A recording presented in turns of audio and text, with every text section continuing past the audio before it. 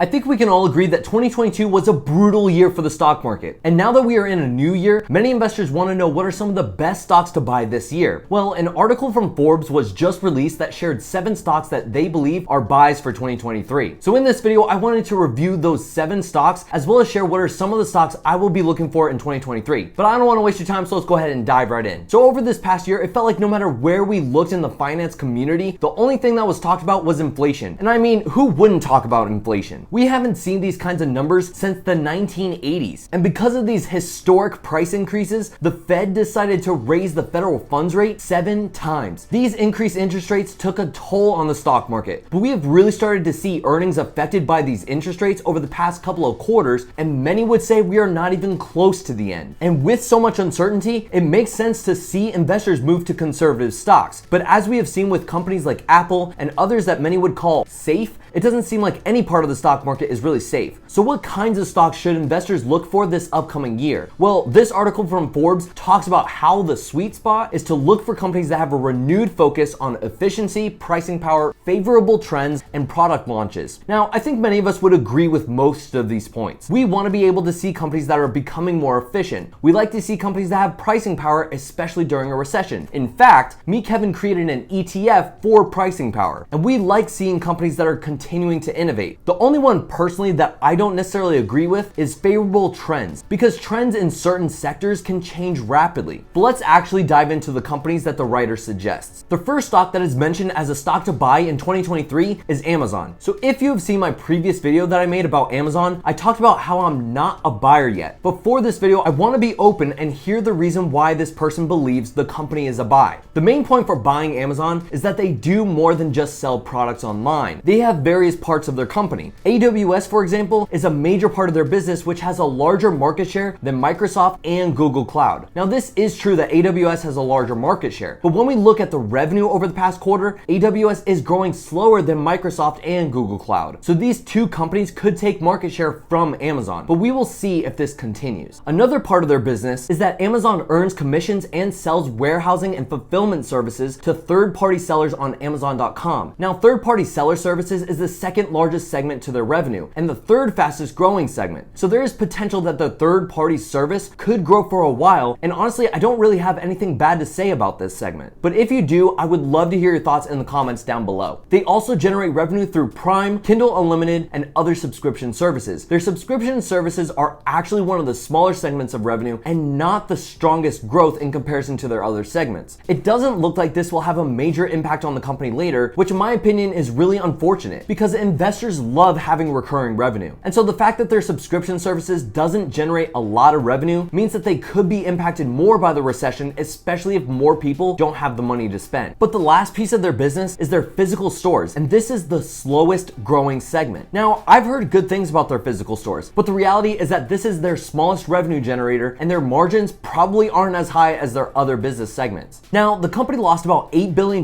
through the end of the third quarter, and even though AWS has proven to be strong despite the economic downturn, growth has slowed, and I'm expecting this to continue going into next year. That being said, with Amazon laying off 20,000 employees, I really think they will focus on efficiency and margins in 2023, so the losses may not be that bad. The last thing that Amazon has going for them in 2023 is their share buybacks. In 2022 alone, they repurchased billions in common stock, which is the first time since 2012. And now they have about $6 billion remaining on their share repurchase authorization, which could be a good sign for investors in 2023, especially if prices remain low throughout the year. Now, one of the most common arguments for people is that over the past few years, Amazon has had a much higher PE or price to earnings ratio, which is where you take the share price and divide it by the earnings per share or EPS. And over the past few years, the company has traded between a 50 and a 70 PE, but currently Amazon is trading at about a 75 trailing PE with a forward PE of just above 40. Now, of course, we need to consider that this year's earnings is going to be a tough one because of the recession. So the EPS or earnings per share for this year could be much lower. However, when we look at the kind of growth that they have over the past few years, it is much higher than what they're expecting for the next couple of years. From 2018 to 2021, they averaged just under 20% revenue growth, and for these upcoming 2 years, they're expecting to have 8.6% in 2022 and 10.6% in 2023. So given the kind of growth that they are expecting, I think that they are trading at fair value. But if we look at the current valuations for several companies, how many of them are either fairly valued or undervalued? undervalued. This is why I don't think the reward is that great. Amazon is a great company, but I don't believe that it should be a buy at current prices. But back to Forbes' best stocks to buy, the second company on here is Chipotle. As of recording this video, the company has a forward PE of about 32, which for a restaurant could be seen as kind of high. But let's look at what the writer has to say about this company. The biggest argument for Chipotle is that they have pricing power. In fact, when we look at the third quarter of 2022 compared to 2021, Chipotle's cost for food, beverage, and packaging as a percentage of total revenue only declined 50 basis points in one of the most inflationary periods ever. And despite this headwind, Chipotle is still able to push the prices of their food up. So all in all, it's actually not that bad. On top of this, Chipotle continues to expand by opening new locations, and because of this, their third quarter revenues grew over 13% year over year, and they are planning to continue to open stores. In fact, management expects to open 255 to 285 new restaurants next year. Now, I don't know about you, but this is risky going into a recession. If we go into a period where people simply don't have the money to spend, meanwhile Chipotle is opening new restaurants, this could hurt their margins. With that being said, their operating margins did increase by almost 3 percentage points this past quarter. But for me, this all comes back to valuation. With the challenges ahead over the next year, I'm not sure that Chipotle can justify a forward PE over 30. The business is simple, and the fact that they have pricing power is fantastic, but for me, I see better opportunities elsewhere. However, I will keep an eye on this one. The next stock that is listed as a great stock to buy in 2023 is Dollar General. Over the past year, Dollar General was up 3%, which significantly outperformed the market. Now, this is an interesting stock because as prices increased over the past year, the team at Dollar General talked about how they saw an increase in foot traffic and how much consumers spent every time they went into the store. And so when we think about 2023 with the recession either around the corner or already here, will the customers actually stop showing up? Or could we potentially see an increase in customers because people don't have as much money, so they would need to go to a cheaper store? Now, the issue for Dollar General is that because they sell products for cheap, they have to become more efficient if they want to see decent margins. However, despite these pressures, the company was still able to generate 11.1% growth in new stores and 6.8% growth in same store locations. So for a company like Dollar General to have this kind of growth is actually not bad at all. Plus, they are also planning to expand even further by adding over 1,000 stores in 2023. And despite margin pressures from inflation, they were still able to grow net income by 8% this past quarter as well. Plus, if you are a shareholder, you are receiving the benefits of dividends and share buybacks. The company repurchased 2.3 million shares in the third quarter and have $2.5 billion remaining in their share repurchase authorization. Now, one thing that I will say about this is that if the company believes the stock will move lower in the upcoming year, it may not make sense for them to buy shares over the next couple of quarters. So this should be something to keep in mind. In terms of their dividend, it's not great at just under 1%, but they have continued to grow their dividend by over 13% annually. So what's the issue then for Dollar General? For me, when I look at this company, the one thing that concerns me is their free cash flow and how that could shift in 2023. On one hand, you could make the argument that people not having as much money, they will want to go to cheaper stores. On the other hand, you could say that because people don't have money, they won't be shopping as much. Now, I do think that their Q3 numbers are showing that this isn't happening as of now, but this could be a concern down the road, especially if we see unemployment numbers rise. But all in all, this will actually be a company that I'd like to do more research on. I think there could be potential for this one, but I really want to run the numbers and get an idea of what they could actually produce for revenue growth over the next couple of years and see how they can become more efficient. The fourth stock that is listed as a stock to buy in 2023 is Eli Lilly. For those of you that don't know this company, they are a pharmaceutical company that develops treatments for diabetes, obesity, Alzheimer's disease, and many others. Now, I've shared this before in one of my previous videos, but the pharmaceutical sector is not a strength of mine, so I will mainly focus on the numbers for this company. And if you're interested in learning more about this company, feel free to go to their investor presentation and 10K. Looking at their price action, this stock is one of the very few stocks to have a tremendous year, moving up 31% in 2022. For the third quarter, they grew revenue 7%, and this came from growth in several of their drugs and the launch of a new type 2 diabetes drug. But the part that is impressive is while revenues grew 7%, the EPS or earnings per share grew 12% on a non-GAAP basis. And so it's nice to see that their income growth is outpacing the revenue growth. The company is projected to launch 4 more products in 2023, and this could help them continue to grow revenue and net income. But with that being said, there is one metric that I'm not so pleased with, and that is their forward PE. With analysts expecting expecting this company to only grow 6% this year, their forward PE of over 40 is not good. Now, granted, they could have a re-acceleration after this year, but can the company really justify that high of a PE? I'm not sure. Now, the company does pay a dividend of about 1%, and we have seen this metric grow 15% annually over the last 3 years. But I'm struggling to see how this company is still undervalued, especially when you see several other companies fall as much as they have over the past year. I don't see how this company could be one of the best stocks to buy. I could be wrong, and if you understand this company on a much deeper level, I would love to hear your perspective. The fifth company that appears to be a buy in this person's opinion is T-Mobile. This stock, like several other companies on this list, has outperformed the market as they went up 20% this past year. But despite the move up, there are a few metrics that do surprise me. Over the past year, they added about 1.5 million customers and have grown their postpaid phone business faster than both Verizon and AT&T. And despite only growing revenues 4% in the third quarter, their free cash flow increased 32%. That is massive growth. However, I don't want this number to fool anyone because they invested a lot of money over the past year. So even though it looks like there was significant growth, they still have relatively low free cash flow. So the one thing that I want to see from the company is how they will be able to have sustainable growth in their free cash flow. The company has improved their estimates in cost savings from their merger with Sprint, so hopefully we will see this money go to shareholders. With that being said, analysts have this year becoming a tremendous improvement in terms of EPS. They are expecting their EPS to more than triple from 2022. But with the forward PE over 20 for a company and an industry that isn't really expecting to grow much over the next few years, is it really a buy right now? I personally don't think so. Sixth best stock to buy in 2023 according to Forbes. That is Disney. Now, this is an intriguing one because unlike a lot of the other stocks, Disney has gotten destroyed over the past year, nearly having their valuation cut in half. They have had some major shifts, like the change to CEO Bob Iger, who was the CEO of Disney from 2005 to 2020. Now, it's important to note that this is a 2-year contract, so by 2024, we will see if he remains CEO. But when we look at the company, they have plenty of ways to make money, from Disney Parks experiences and products to their media and entertainment business, which includes their TV networks, film studios, television content, and their streaming networks, which are Disney Plus, ESPN Plus, and they own 2/3 of Hulu. Now, recently the company reported poor earnings, and so 2023 is going to be really telling of whether or not the former CEO was the one to blame or whether there is actually a flaw in Disney's business model. I mean, from a growth perspective, they did well by adding 57 million subscribers over the last fiscal year, which beats Netflix. But the biggest issue is Disney Plus was not profitable, and this affected the rest of the company. The former CEO said that the business segment wouldn't be profitable until fiscal year 2024, and I'm sure Iger will not want to push this back because of the effects it has had on Disney's net income. But with 2022 being the year that had higher operating income than 2021, plus improvements with Disney Plus, this could mean that the lows for income